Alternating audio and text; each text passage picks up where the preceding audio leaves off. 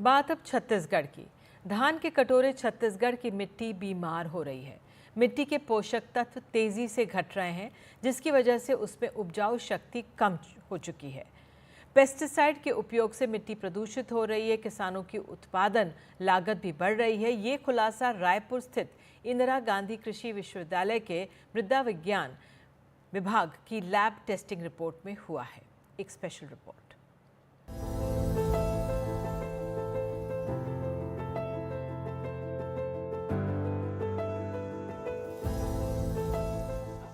वेगेंद्र सोनवर पहले 25 एचपी के ट्रैक्टर से खेत जोतते थे।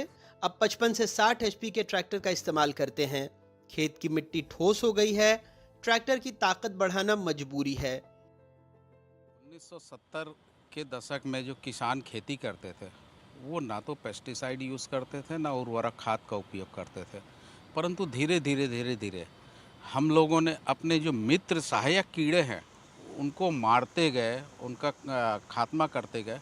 मिट्टी ऑटोमेटिक जो है हार्ड होते जा रही है और ये हार्ड होने की वजह से किसानों को लागत जो है अनवरत बढ़ते जा रहा है।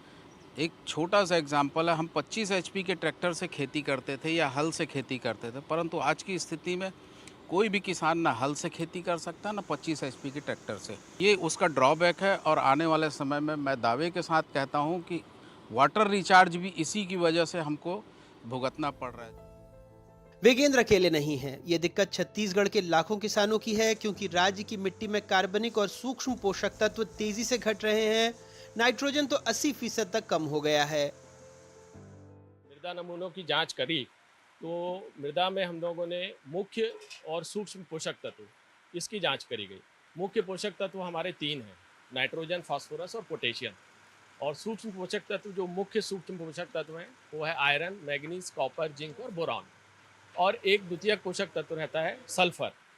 तो जो मृदा नमूनों की जांच की गई उसमें यह पाया गया कि करीब करीब 75 से 80% सैंपल उनमें नाइट्रोजन की कमी है।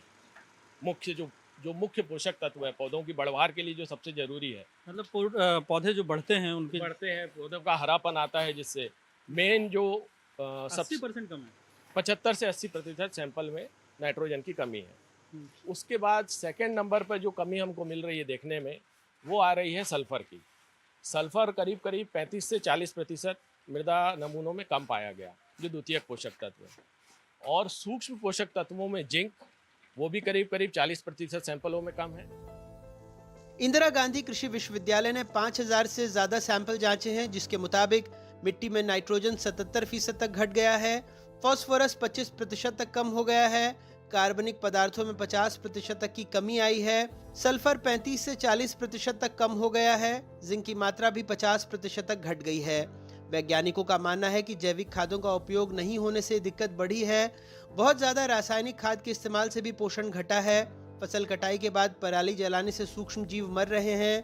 कीटनाशकों के ज्यादा इस्तेमाल से मिट्टी दूषित हो रही है। साथ साथ ये जरूर हम बोलते हैं कि अगर आपके पास उपलब्ध है तो कार्बनिक खादों का उपयोग जरूर करें, जैसे गोबर की खाद हुई या हरी खाद की फसल हो गई या इवन आप वर्मी कंपोस्ट का।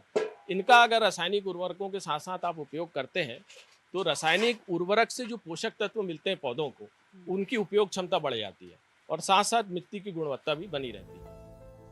छत्तीसगढ़ में कई तरह की मिट्टी पाई जाती है, जैसे कि काली मिट्टी, लेटराइट, लाल मिट्टी, दोमट मिट्टी, कन्हार, मटासी, डोरसा, भट्टा और कछार। छत्तीसगढ़ में पाई जाने वाली मिट्टी धान की फसल के लिए उपयुक्त होती है, इसलिए इसे धान का कटोरा कहा जाता है। राज्य में लगभग 41 लाख किसानों के पास मृदा हेल्थ कार्ड है, फिर भी मिट्टी में पोषण की कमी इस मामले में सरकारी कमजोरी की तरफ इशारा करती है। मिट्टी में पोषक तत्व की कमी को दूर करने के लिए रासायनिक खाद के उपयोग की सलाह दी जाती है, लेकिन रासायनिक खाद से मिट्टी और बीमार हो जाती है। ऐसे में सरकार को ध्यान देना होगा कि कृषि के लिए जैविक खाद का उपयोग हो, ताकि मिट्टी को बीमारी से बचाया जा सके। कैमरा पर्सन प्रवीण साहू के साथ जुल्फिकार अली, एनडीटीवी।